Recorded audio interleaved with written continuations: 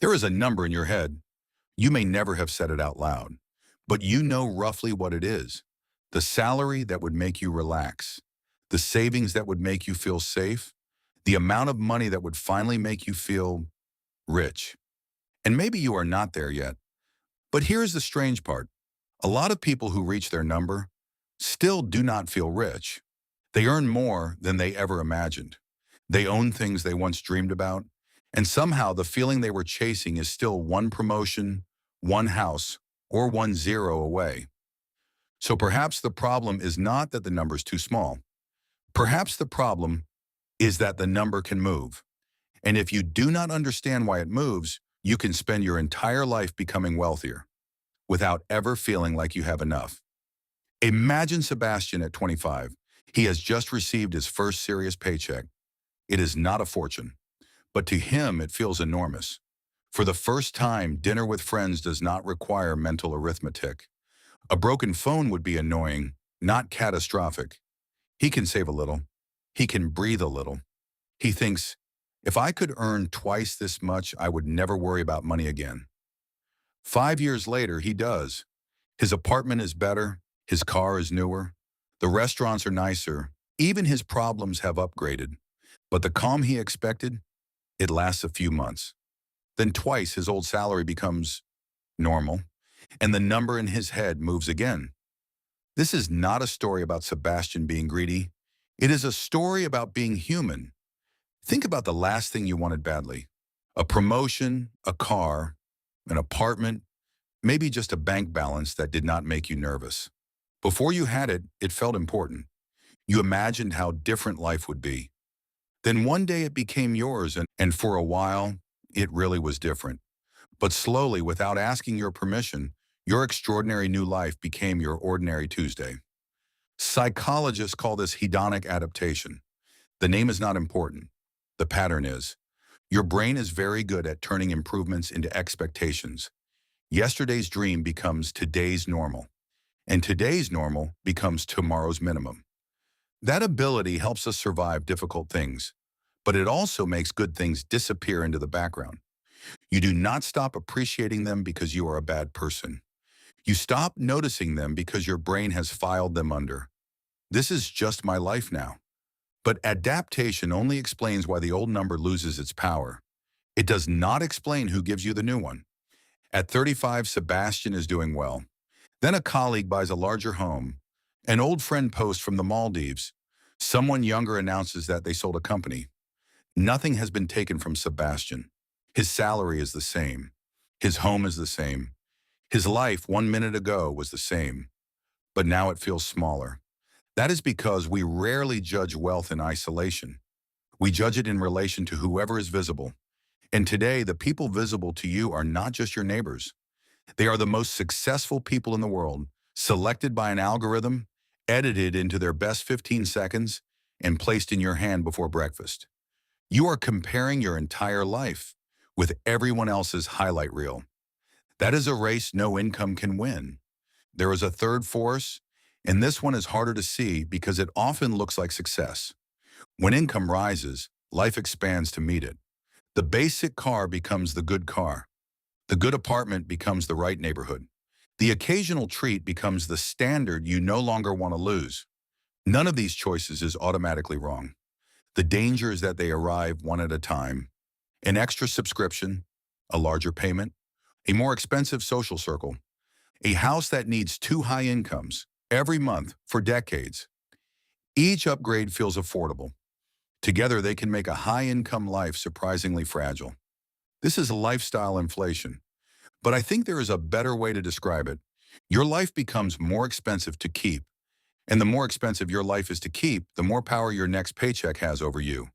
You can look rich while having no room to move. Consider two people. One earns $60,000 a year. They live in a modest home, drive an older car, have no consumer debt, and save enough to handle surprises. The other earns $600,000, beautiful house, luxury car, expensive holidays, the kind of life people admire online. But the house has a huge mortgage. The lifestyle needs the bonus. And one thought returns every Sunday night. What happens if the money stops? One person has more income, the other has more peace. So who is richer?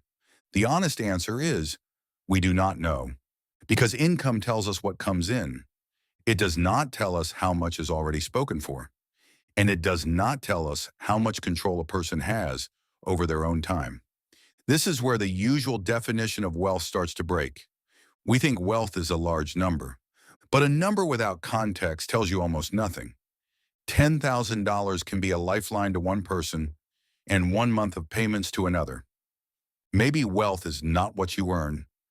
Maybe it is the space between what you have and what you need. That space is margin, and margin buys something more valuable than status. It buys time to think, the ability to survive a bad month, the confidence to leave work that is destroying you, the freedom to make a decision without asking, can I afford to upset my paycheck? Money does not only buy things. At its best, money buys options, and options create freedom. Now Sebastian is 50. On paper, he won. He earns more than the 25-year-old version of him knew was possible. But his home depends on the income. His family depends on the income. His identity depends on the income. He has accumulated assets, but he has also accumulated obligations. He cannot easily slow down. And suddenly the question changes. It is no longer, how much does he make? It is, how much of his life does he control? That may be the most honest measure of wealth. Not the car, not the salary, not the number people can see. Control. Can you take a day off? Can you survive an emergency? Can you say no? Can you choose the people you work with? Can you spend an ordinary Tuesday with someone you love? The richest parts of life often look completely unimpressive from the outside. So how do you stop the finish line from moving? You give it an address. Most people have goals for earning more. Very few have a definition of enough. Without one, every improvement creates the next target. Enough is not one universal number. It is a decision about the life you actually want to fund. What does safety mean to you? How much time do you want to own? Which comforts genuinely improve your life? Which purchases are simply the price of being seen a certain way? These are not small questions, but if you never answer them, the world will answer them for you. Your employer will tell you what success looks like. Your friends will tell you what normal costs. The internet will show you a lifestyle with no upper limit. You need your own definition before you inherit someone else's. Here is a simple place to begin. Ask yourself 3 questions. First, what is already part of your life that a younger version of you wanted? Not to force gratitude, just to make the invisible visible again. Second, if your income stopped tomorrow, how long could your current life continue? A week? A month? 6 months? That answer may tell you more than your salary does. Third, what would enough look like if nobody else could see it? Not the house that proves something, not the title that sounds impressive. The life you would still choose without an audience. Your answers will change. That is fine. The point is not to build a smaller life. It is to make sure the life keeps belonging to you. At 60, Sebastian finally understands what he was chasing. It was never money by itself. It was the feeling he believed money would give him. Safety, respect, time, choice. Money can help create all of those things, but only if each increase leaves you with more freedom, not merely a more expensive life. The finish line does not move because life changes. It moves because your expectations do. And here is the hopeful part. If your expectations can move the line farther away, they can also bring it back. That does not mean giving up ambition. Keep building, keep investing, keep creating.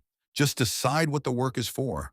Because the goal is not to own everything. It is to own enough of your life that money becomes a tool instead of your master. Maybe feeling rich begins the moment you stop asking, how much more? And finally ask, what is enough for me?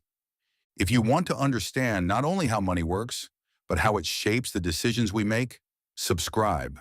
This is Sebastian Makes Money.